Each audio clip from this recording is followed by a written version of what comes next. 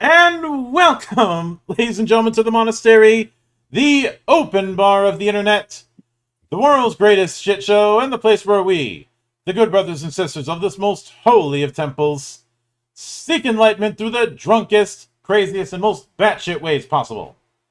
I am your one and only gaming monk, better known as Mildra, and with me I have a newcomer into the temple, creator of Just Another Game System, also known as JAGS, the one and only Marco Chacron. How you doing today, man? I'm all right. I'm all right.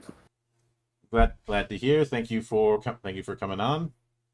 So, I'd like to open with the humble beginnings, as I often do.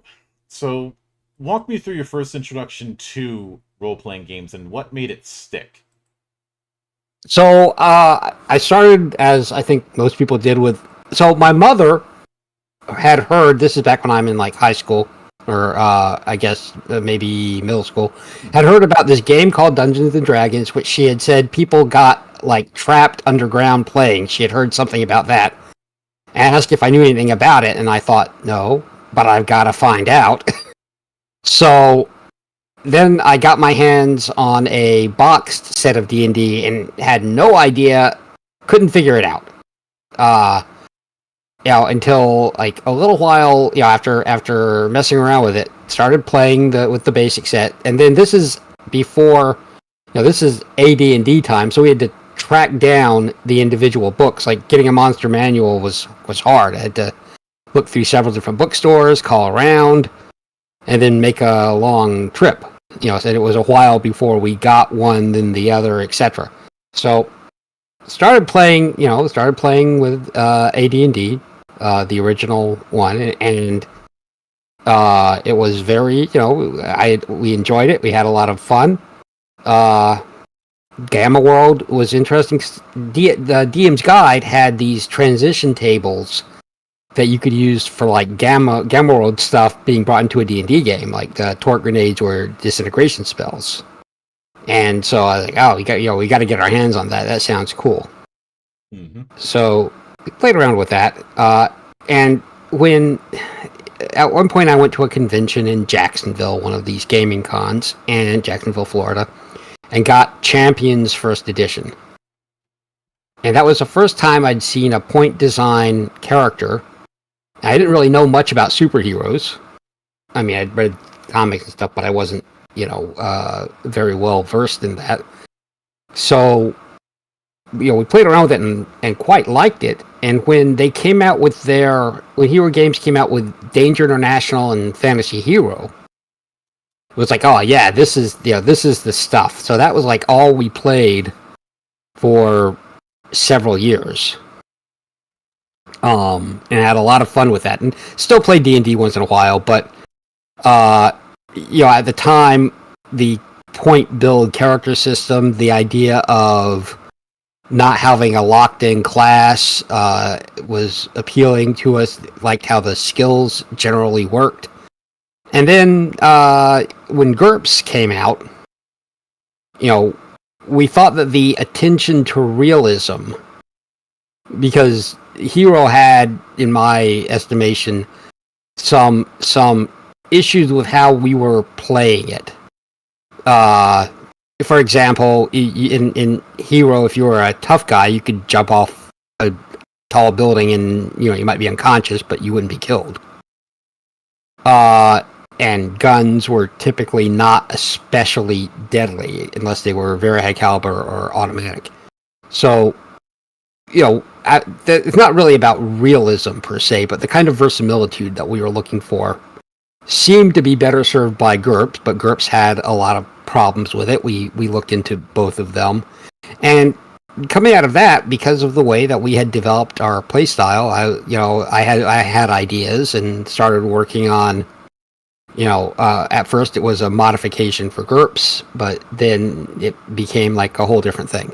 So, it became JAGS. So that was kind of the journey. And after the creation of JAGS, I had a circle of friends, and we would buy or use other games that we owned and take turns kind of round robin game mastering And so I played a whole bunch of indie games, Nobilis, just all kinds of things. Just because we do a one shot every other week. The Warhammer, one of the Warhammer tabletop games, stuff like that. Although, when it comes to Warhammer and tabletop games, do you have any idea how built This is that a role is? playing game. It was like the Rogue Trader role playing game. And I've also played the miniatures game, but I'm not made of money, so. I'm I I mostly stick to the RPGs because one, I'm not made of money. Two, I don't feel like getting into a plastic crack addiction, and three, I'm allergic to bullshit. Yeah, yeah. I remember somebody saying, "Yeah, they're great. They just really need Americans to make those game rules," Uh, which I think was very xenophobic. But I admit I laughed. I just think they need people who are not on the cocaine train. They might, yeah, that could be too. Yeah, Uh, that's anyway. But I would just say, I played a fairly wide breadth of stuff, so mhm. I'm. It's not like I'm not familiar with Yeah. what's out So, there given that, or was. I since you brought up Nobilis, I'll take that off the table. But I'd like to play a little bit of a lightning round with you. Okay. So I'm gonna list off a few names of indie games, and you can tell me if this is something you've had some Okay. familiarity with, if you dipped into it at some point, um, Okay. and just see where things go. Sure. So, Feng Shui. No, didn't play it. Know of it, but didn't play it. All right. Um, Fireborn. No, not Fireborn either. All right. Um, since you brought up Gamma World, Top Secret. Yes. OG Top Secret or SI? I think both actually. We played the original Top Secret, and it had issues, but it was it was cool. And then the SI game ran much more smoothly when we played it. All right. Um. Okay. Let me throw a curveball. Teenage Mutant Ninja Turtles and Other Strangeness. Yes, played and after the bomb we played a bunch Mhm. of, and the original game we played some of, but we liked the Gamma World type one quite a lot. Yeah. Since get since Gamma World was brought up and the whole post apocalypse thing, um, did you ever dip into any of the fan made Fallout RPGs? No, not no. That was not. So Fallout was more modern than like Gamma World, Mhm. and we did play a bunch of the computer games, but I never was like, oh, I've got to play the RPG game. So All right. no. Let me throw another curveball in at your way. Car Wars. Yes, I played Car Wars at tournaments Mhm. with Um, Steve Jackson watching. Yep, yeah. um, RuneQuest. little bit, like maybe once.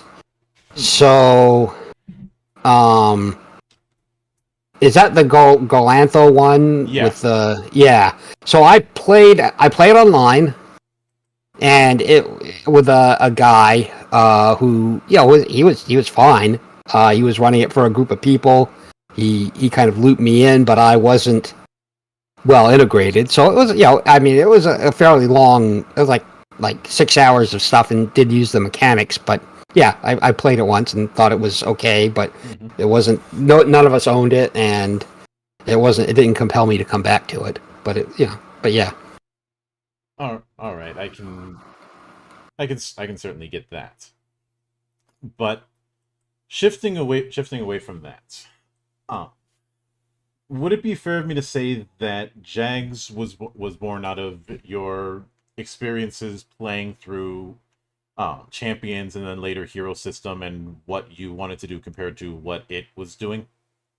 Yeah, that's a 50,000 foot view, but there's more to it than just that. But yes.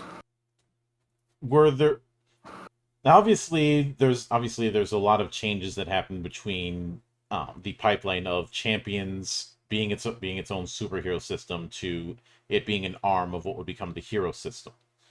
Yep. So were there any highlights that you can think of just directions you didn't agree with that were integrated in JAGS? Kind of. So I want to take a step back. So let's say, imagine so you've seen the game. Maybe you're familiar with the game Thieves World, Yes. based on the books. Okay, so let's say that I wanted to. We had a guy who had a copy of that, and I dearly wanted to play it. And we never did. We never got to. He wouldn't GM it. I couldn't get my hands on it. I mean, I could have. It wasn't like he was keeping it from me. I just never got it, so we never did it. But imagine a D&D game where you're starting at first level, and everybody plays a thief Mm-hmm. because you're in this corrupt hive of a city. Well, if everybody plays a thief in D&D, you're kind of screwed. I mean, you're not gonna have healing. You're not gonna have much magic. You don't fight all that well, and you all have the same special abilities. And if you're playing AD&D anyway, they're all exactly the same portions. If you're playing with 3.5, you're going to have a little bit more variation and stuff. So, but imagine that was where you started, right? So JAGS, one of the principles of JAGS is I should be able to make everyone makes a starting thief, and they're all different. Each person has their own niche that they can fill. There's different specialities that they can create with the rules, and you should be able to. Everybody is in the same general niche, but with a lot of differentiation within that. And there's different strategies for character design that won't just leave you out. Just like one guy has a good design, and everybody else is screwed. So that's one thing. So hero system, the original hero system, or champions, had martial arts as just a single thing. When they broke it out in Danger International into different kinds of martial arts, I really liked that. We thought that was great because then different people would fight different ways. Felt like they didn't go quite far enough with it, so that was something that I did like that they did. Champions 5th edition, we were already, more heavily invested in GURPS, but at that point, it felt like they had patched it to an extent. I don't know. I don't want to say patched it, but it had become the book was heavy, and it had, it seemed like it had. I felt like it was a bit cumbersome. Like, I'm going to have to relearn a lot of this, and I'm not sure what the payoff would be for the changes they've made. So that was something that I wasn't. I thought it was. I liked the concept that they had unified everything, but it wasn't enough to pull me back in at that point. Yeah, and now with the JAGS roll that you have, Mm-hmm. it is 4d6, taking the sum and treating sixes as zeros. Right. I think one of the things that is going to stick out from that is the whole sixes are treated as zeros. So your each die roll is going to be a roll of 1 to 5. Right. What prompted that particular shift? Because that's a very deliberate choice. Okay, so in the original cut of the rules, it was 2 die 10. I wanted to have your roll. So in GURPS, one of the things I liked about GURPS was that your roll was your stat. So if you had a 13, intelligence, your roll was a 13 or less on dice, on 3 dice 6. Mm-hmm. And as opposed to champions, which had you do a calculation, to get your roll. So, I wanted general human stats to go between like 7 and 20, something like that. And I had 2 die 10, and 2 die 10. When playing around with it, it was too shallow of a Gaussian distribution. It was, we wanted a stronger distribution. And Morrow Project, which is a game I think the world of, like I was blown away by, not so much by the gameplay because we played it and I think like half the party died in the first combat, but and it was still cool. It was like, oh man, it's really deadly. But it could be worse. You could have been playing Traveler, where you can die in character creation. Well, Traveler, Traveler did some great things, but Morrow Project had they're both bad, and but it wasn't the lethality that thrilled me about it. That was kind of a turnoff. But it was they had 4 die 6 - 4 for some roll in there. I think, and it was 0 to 20, and I liked that curve. I was like, so that means that if I want like a good skill for a character to be like a 13. That's a pretty high % chance. So I can set that as like a professional level for, if you I don't know, cook for a living, you have a 13 or less, because that's how it worked at the time. Now it's all roll over. If I have a 13 or less roll, then I'm like professional grade, and and if I'm 16 or less, I'm like world class, and then the highest 20 or less is going to be very hard to get. It's going to be very rarefied. So I really liked the curve. So that was why, we chose it that way. Mm-hmm. Yeah, I could certainly see it. Now, and on mechanical rollers, it's 4 die 6 - 4, which is the same thing. Mm-hmm. Yeah. So now with that in mind, because of the universal nature, this is going to be a very point-based affair. You're going to be purchasing whatever you're purchasing within it. Yeah. Were there any cases when you were bringing new people in for sessions where there was analysis paralysis in terms of the sheer amount of stuff that they could get? So the first result of that was JAGS 2, which you got a copy of. Mm-hmm. And I created a character creator for it using C# because I was teaching myself C#, so I created a little graphical app that you could build a character with. And we actually used that, and it was pretty good, and people were generally able to go through, and there's actually a web-based character design creator that has kind of stalled out right now for JAGS, but I've taken people through that, and using the analysis paralysis is good if you get past part 1 of that. If you just have tables to choose from, then it's not too bad. Now, what you don't get is efficient character design. If you have someone who says, well, I don't know whether to invest in strength or speed, I need to know how the combat system works, or I don't know, if I put all my points in toughness, which I've done in games, and I find out I'm still not very tough, right? Then those kind of optimizations are things that you really have to have a holistic overview for, which with JAGS is going to be very hard. It's going to be very hard to figure that out unless somebody is showing you. But the guy who plugged you in here, Enix, is certainly not a crunchy gamerhead. And we were able to make characters. He and his crew were able to make characters no problem, and they were. I reviewed them and said, you might want to change this around, you might want to alter that a little bit. But they were, for the most part, they were good. Now, this was not a combat intense, high challenge game where the focus was on resource management and being able to overcome statistically based obstacles, which, if that was the case, they would have needed to have a far better grasp of the rules before making characters. But it did work, and everybody had characters the first time. Like, everybody had characters that were made on time. People had a good grip on their characters, and it ran pretty smoothly. So, that's happened a few times. So, maybe people are getting analysis paralysis somewhere out there with JAGS. It wouldn't surprise me, but not when I've been around to work with it. Yeah.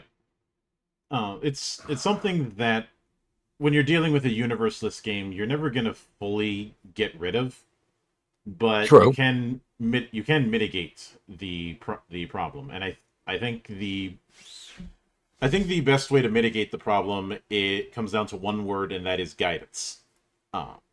Because a lot Sure. of the big offenders will just say, okay, you got X amount of points to spend, and then just push you into the pool until you swim, damn it. Yep. Yeah. You definitely want guidance. Although JAGS archetype, which is the most ambitious thing that we've ever undertaken, has like 30 pages in the beginning explaining how all of this works, and as far as I'm aware of, nobody has ever read it. Mm-hmm. And it's got like call outs and flow charts and examples, and everything is in a specifically laid out taxonomy. We tell you what it's all for. I don't think anybody ever read it. So I know I did, but that's because I read everything, and the okay. omnibus is a absolute monster. It's 463 pages. Yeah. But as I understand it, there was the original JAGS, then there was the accelerated variant, and now there's the current revised form. Yeah. Were there any things that were in those early versions that you thought that seemed like good ideas at the time, but during play revealed themselves to be problems? Yes. So originally, different weapons had different action point cost to swing. Mm-hmm. I mean, some did. Most of them were set at 5. Some of them had variation. We took that out because, we do have weapons can have a cost to attack more than once with the term backswing, which differentiates like an axe from a sword. But we took out the unnecessary additional action point cost for different kinds of weapons. That proved not to be good. We had double-digit fractions, which was stupid. But it was, we were trying to figure out a way to have you be able to spend, a small amount of points on a skill and be okay with it. But that wound up bringing into fractions, which nobody liked. I didn't like them. They're gone. We had... I think that's probably... Oh, well, we had a variety of different ideas about how either negative traits, which would otherwise be called disadvantages, or positive traits would work. And another thing. So, this is key. So, JAGS does something that I'm not aware that anybody else is doing, which is we have character points for your normal character stuff, and then archetype points for paranormal or unusual abilities. And that carries through into JAGS, into archetypes, where if you're playing animal characters, you can still do that with character points. Like, so you can make like a raccoon hunter with nothing but character points, because the various capabilities that are in that level of normal things that a normal living being has are still available for character points in the archetype book. Mm-hmm. So that came out from mathematical analysis of GURPS supers, which was a disaster as far as I was concerned. Which is if you give a character 600 points to build their guy with, and a normal person can be built on, say, 100 points, then every normal person thing, they can just blow the doors off. So they can have all the willpower they want. They can have, as high as, if you're rolling within a constrained curve, which in GURPS you are, you can have a, curve breaking dexterity, whatever. Mm-hmm. So, we did not like how they made characters. We had started by dividing it into stuff for your normal guy and stuff for the powered version of him, with some play back and forth if you used to be a Navy SEAL before you became, whatever.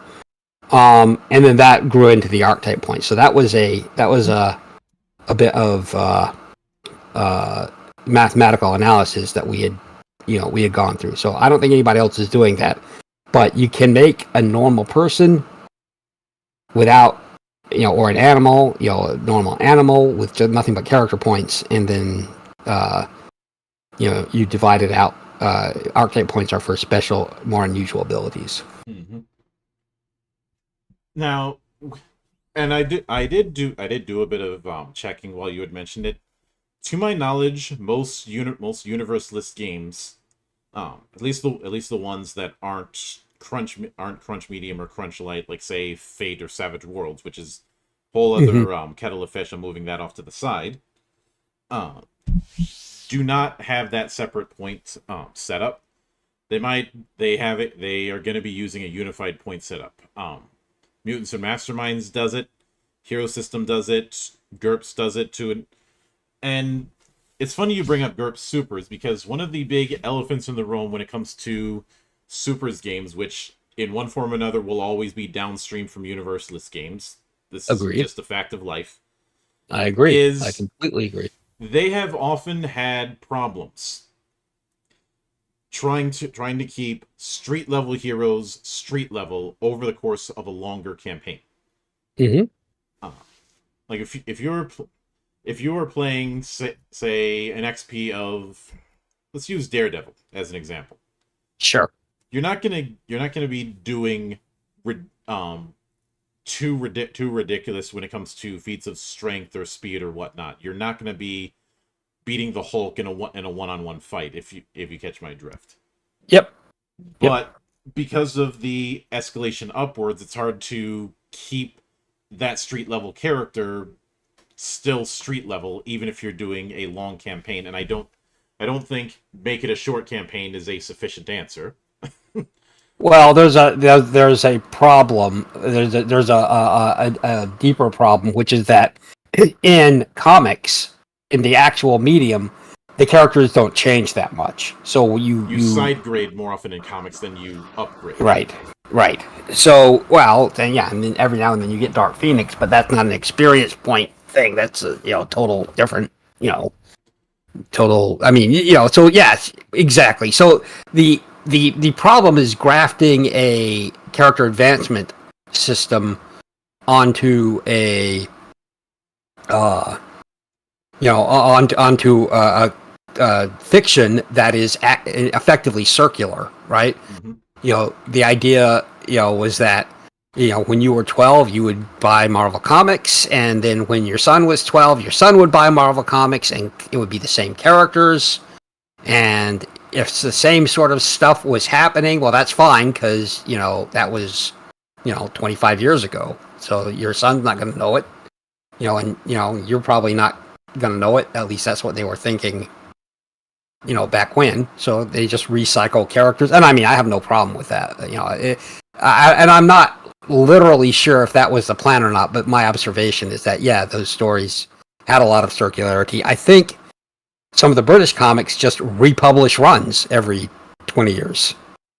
Just republish some Judge Dredd's or something. I'm not 100% sure if that's correct. Yeah. But well, something a lot of people forget when it comes to Judge Dredd is that its comic isn't just Dredd. It's part 2000 AD is an anthology comic.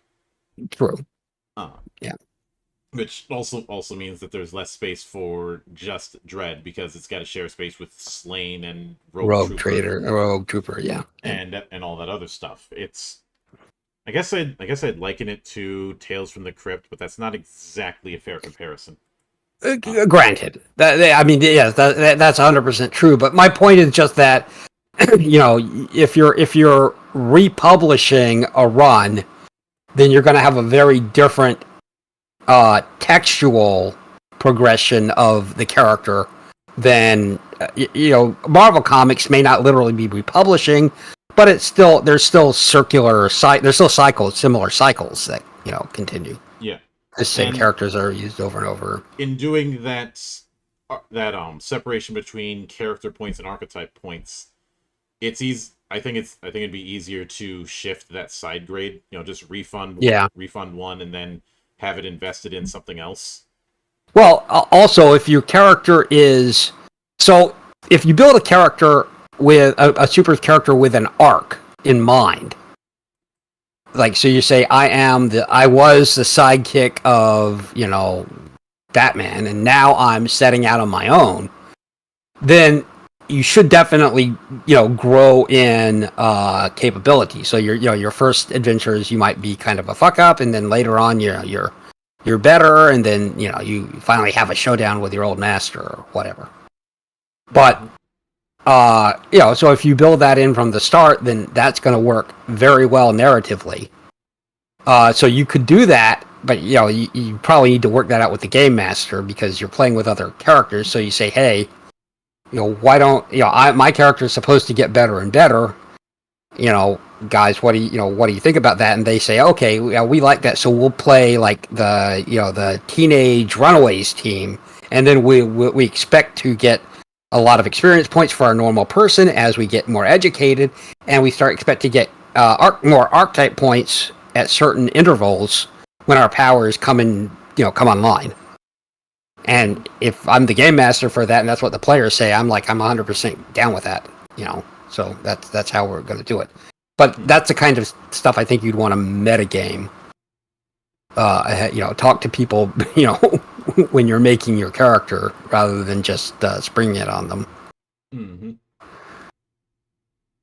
Now, one of the other particular elephants in the room that shows up, and I keep using that metaphor because elephants are big and hard to ignore, has to do with how magic ends up getting used. Because this is one of those things where a good amount of GMs will just not want to think about it when it comes to how magic is used in a universalist or superhero game, because a lot of time it is the stat that's meant to do other stats. Yeah. And so, go ahead. I've told people in the past, describe how you have magic work in your system in one paragraph or less, and I watch them just collapse. Okay, so we have, there's a couple of things. So first off, there is a JAGS magic book, not published, but it is one that we have been playtesting, and it is a couple hundred pages of spells, and it's interesting, and I can share that with you if I can get it into a format where I'd be willing to share it with you if you're curious. But it does have it is designed so that you can spend character points on spells. So you spend your average adventure game character in JAGS will have 8 archetype points, generally 4 points that are used if you're playing a different race, 4 points that are used for what are called the generic archetype points, the non-supers abilities. So like tough guy or a great mathematician, or there's like some superish kind of ability. So if you're playing it that way, then the fantasy mage spends 4 points on being a or 8 points on being a human mage, or maybe 4 points on being an elf, 4 points on being a mage, and then spends character points on spells. Mm-hmm. In JAG Supers, you could do that as well, and in fact, that is one of the things we tested was somebody just using that, and it works reasonably well.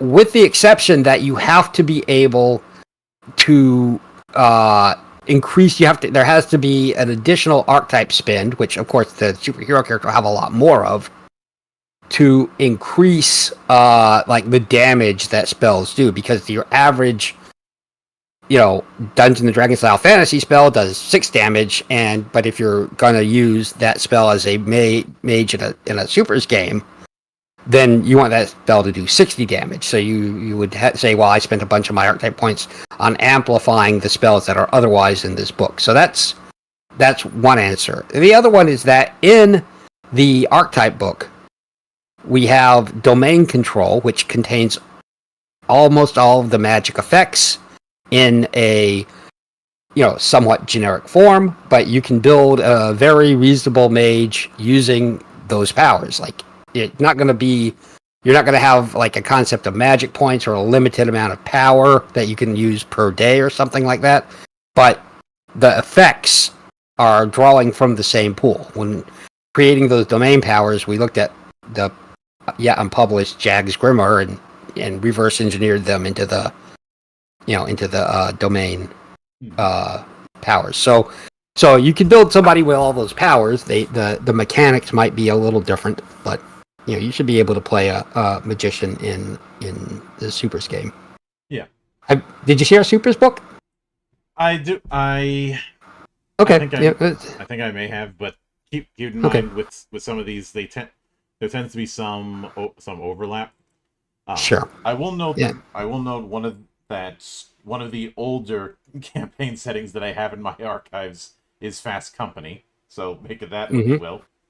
Okay. Yeah. But you have three campaign settings that are available on the site. And I know we mentioned superheroes, so I guess I'll ask about holiday cities for a bit. When it comes to the style of superhero world, what do you see it leaning into? Do you see it more Marvel? Do you see it more DC? Do you see it more Bronze Age, more Silver Age? What angle do you see it as? So, I would say, if I were going to describe it that way, probably Marvel and more, say 80s Marvel would be my guess as to where most of that would land. So we're talking the era of Claremont X-Men, Jim Shooter and John Byrne doing a lot of their stuff. Sure.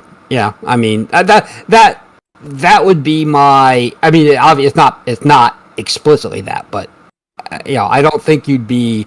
If you went in with that expectation, I don't think you'd feel cheated. Mm-hmm. Now, Holiday City is explicitly not Manhattan or Chicago, so you're not expected to be playing. It's not supposed to be like the superhero capital of the world. That was part of it. We wanted to take it out of that so we wouldn't have to worry about having the characters either necessarily be the most powerful supers in the world, which is one kind of game that you would play, or being forever totally overshadowed by those guys. So we just kind of took it out of the equation and had if you go through the book, which I'm not suggesting you need to, but there's a player's book that has like the write-ups for all of the NPCs as what you'd read in like the tabloids. Like, it doesn't have stats. It has like some stats, but not game stats, like how attractive they are, what they think I forget, their dangerousness rating or something. So there's a bunch. So it has like what the characters would know, and then there's the book that has all the stats and secrets. So like somebody who's a hero in book 1 is secretly a villain in book 2. In the quote unquote game master's guide. So you can give the players the first book, and they're like, "Oh, I have all these characters that I can interact with," and all of the characters have tons of intersection with each other. So there's like this big crossfire of potential motivations and stuff, and so you can get a good sense of the world and kind of how you might fit into it. You can be in the underground chi fighting circuit. You could be trying to get into the tower, which is the nominal superheroes, but turns out they're all compromised, in different ways.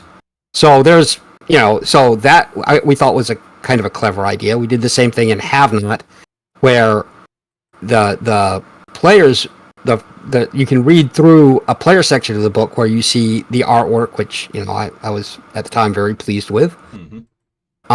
And you can read descriptions of the different monsters and stuff, but not the stats. And then you go in the back, and the game master will presumably have the stats, and there's a few cases where things are like actually a lie. Like, it says it will do this, but it actually does that. The pods are supposed to be stationary and they spit at you, but in the back of the book you find out they can actually jump and attack you. Mm-hmm. So the idea was that there's a part of the book that if you don't want to see the underlying statistics, you can just read through kind of the fiction and see all the different cool monsters and whatever else. So Yeah, I can certainly get that. And since you brought up have-nots, what sort of post-apocalypses were significant points of inspiration for that setting? Gamma World, Gamma World, Gamma World. So after the bomb, Mm-hmm. very little bit of aftermath. So, and there, I mean, I went through a bunch of it, but Gamma World was the big one. Gamma World had such a weird. So, in Gamma World, you start with a character that could be, and we're talking about OG Gamma World. Yep. There were different versions, and I liked pretty much all of them, but I don't have an iron grip on which ones were which. But you start with you could be a mutant animal or a mutant person or a pure strain human, and you could roll mutations, which I thought was cool at the time. And then you'd have weapons, and your weapons could be anything from swords to guns to laser or whatever blaster rifles. So the question that we had when we started looking at it was, what kind of society?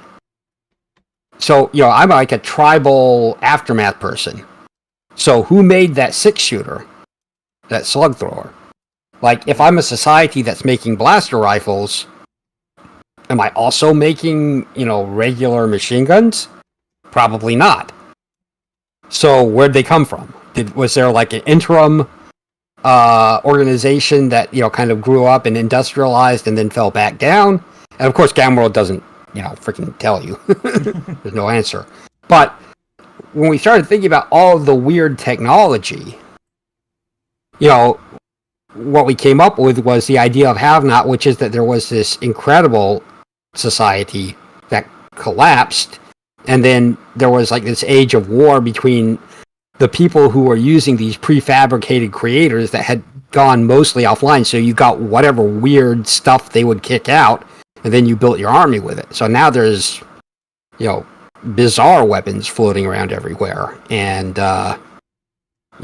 just all kinds of like everything's weird. So we took Gamma World's idea, and as far as I know, nobody ever thought about it in Gamma World. Like, why is there a disintegration grenade and also a blast grenade? I'm not sure.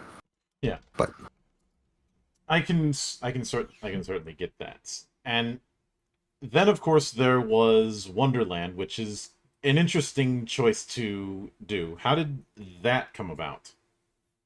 So we had done several games that were kind of liminal adventures where the PCs were in what appeared to be a normal world, and then it became you can call it Cthulhu, but without necessarily precisely the Cthulhu mythos. We played a bunch of Call of Cthulhu too, but I mean, just the idea of that you peel back the layer of the world and something is weird down there. And I ran one.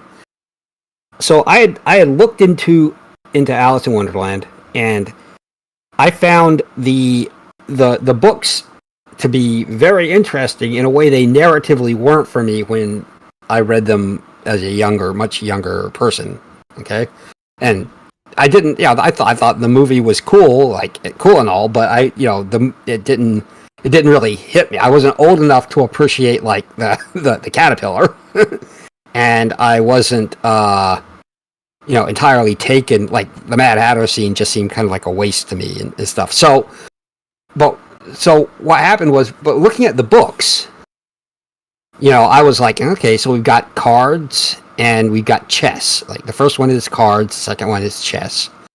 And so the idea was that as you went down, through the layers of reality, if you were not prepared, it was just chance as to whether you survived. And if you were prepared, then it was chess. It was a strategy as to whether you survived. And that game, I ran this game where I had a bunch of Alice in Wonderland inspired. I had the idea of the different chessboards, although it was not as played out. But the players responded to it really well.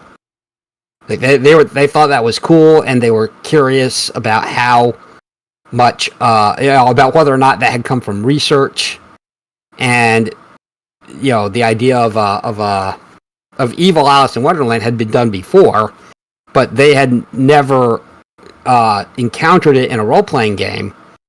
And even without the specific characters, which I did not use, I didn't have any of the Alice in Wonderland characters show up, but I had ran that game, and then when we were talking about what should we do for a Call of Cthulhu style thing, it was, you should do that Wonderland thing. That was good. Mm-hmm. So we did it. And we keep wanting to redo it, but there are problems with that. Yeah, I can. It's a very 90s, conspiracy. Like the conspiracy theories today are like QAnon. It's not. Although if you wanted to really throw people a curveball, you could always build Wonderland around the Czech version of Alice. I'm not familiar with that. Czechoslovakia, you mean? Yes. And It is very strange.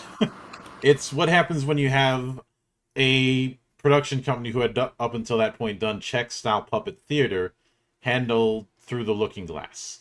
The way I understood the film, it was just called Alice. Yes, I see it now. Yeah, and it is Whoa. definitely. I would not call it a family film. I'll put it that way. Yeah, I can see that coming. Yeah, I'm gonna have to watch that. Mm-hmm. So yeah, definitely. I mean, it really worked well. That, I mean, the game world did some stuff. So, for example, the magic system, which almost nobody uses, I'm sure, but in JAGS Wonderland, the magic system, which I've reused in other games, is an outgrowth of the setting. So if you're on chessboard 0, the real world, but if you're a magician, you know how to manipulate your shadow, which exists on the lower chessboards. You can do truth of person, where you command your shadow to ask them questions. Mm-hmm. And you learn things, through sort of osmosis, because of the way that the rules of the universe work. So it's not like I'm casting a spell. It's like I'm manipulating all of this stuff that we set up in the first 2 chapters, or chapters of rules. We set up how the world works, and then the magic system is like manipulating that to do things.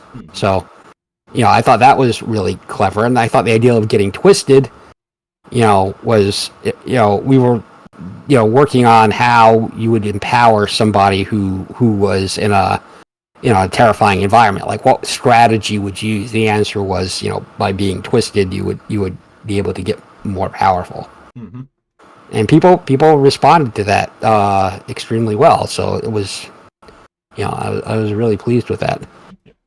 So, with that in mind, what do you have planned when it comes to the future of JAGS? I know you mentioned the 3.0 that you're working on. Yep. And JAGS Space is we're about ready to start putting that together. We've run several long-running space campaigns, and we have a starship combat system that we're very pleased with and does something that I've never seen before. And we've got and it's balanced. So one of the things that and it's got we have several different good settings. A lot of space. I want to do a spaceship book that's like a coffee table book of the Terran Trade Authority style. With TTA. Yeah, well, the game I was disappointed with but the book, the coffee table books were just gorgeous. So I'd like to make it look like that. For the spaceship combat system, it's the world's first one-dimensional combat system. So you're on a line. There's not the maneuver is just whether or not you're closer or further. You just move on that. You're both on a line. We assume you're all flying around in a dogfight. But you get closer or further, and it sounds goofy, but we've tested it. One of the things that we did with JAGS that I'm not aware of anybody else ever doing as well is for a tabletop game. I know they do it for computer games. Is we set up combat simulators. So we set up a spaceship combat simulator. We set up a person combat simulator. And when I did the archetype book, we ran billions of simulations. I don't know, millions, maybe billions of tests using the game rules that we would put into the code. So we'd say, is a force field better than armor? How much better? Et cetera, et cetera. How does resisted attack, how does a psychic attack work versus a handgun? So and today when we play using the rules with no fudging, played straight, it's pretty balanced. And I'm not going to, the idea of doing this was just to not make a mess of it. It wasn't to claim any kind of ultimate balance, and I never would. I wouldn't claim that it's balanced in the way that, a purist might mean it.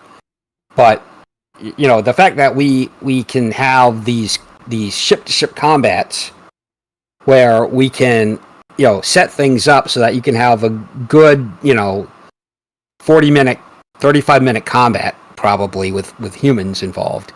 And the chance of absolute PC, their ship blowing up is really small, but the win or loss chance can be within a respectable range. Should mean that, like in Traveler, if your ship gets shot up, like you cannot afford to fix it. Probably. Like once they degrade your engine, you're it's like you're screwed. You're never going to have that much money, or unlikely to. So. Yeah, the use of computer simulations for these things, as far as I'm concerned, it's paid off quite well. Mm-hmm. I can certainly get that, and I'll certainly look forward to seeing how it develops. Yeah, well, the Spacebook is our next thing. The JAGS 3 and a revision of archetypes. Is being done right now because we now have enough. We have like a giant to-do file, but space should be coming out. Once if we can figure out how to publish it right now. We have to just figure out all the logistics of actually putting it out there. Yep. So, but. With that said, I do want to sincerely thank you for taking the time out of your schedule to come all the way to my temple and enjoy the madness that happens around here. It was great to talk about it. Most people really could care less about what I was thinking when I did any of this stuff. And incidentally, if you have any interest, I have a reasonably good track record of running kind of pickup games. Like a guy on Twitter said, I'd love to play. There were these pictures posted of like these ominous hotels or motels out in like the American Midwest, and he said, I'd love to play a Americana game. And I was like, I'll run it. This random guy on Twitter. So he joined the game, pickup game. We got like a couple of people. I asked him if he could bring anybody. He couldn't. Knew nothing about each other. But I was like, okay, you're going on this road trip to try to stop the fall of America, and it was like a not American Gods, but it was kind of similar, thematically similar. So he loved it, and when Enoch, you can ask Enix. I don't know how well you know him, but he wanted to play Wonderland. We didn't know each other. He brought his people. We ran a bunch of games. I think it was really successful. So, if you care, let me know. Might have to move schedules around and stuff, but it would be something that if you're interested, hit me up. Mm-hmm. I can get that. But okay. With that said, a sincere thanks goes out to everyone who took the time out of their schedule to come onto the show and enjoy the madness. And there'll be plenty more where that came from, as there always is here, on the open bar of the internet. But until then, on behalf of the good brothers present and not present, my name is Mildra, I am your gaming monk, stay fucking frosty, everybody!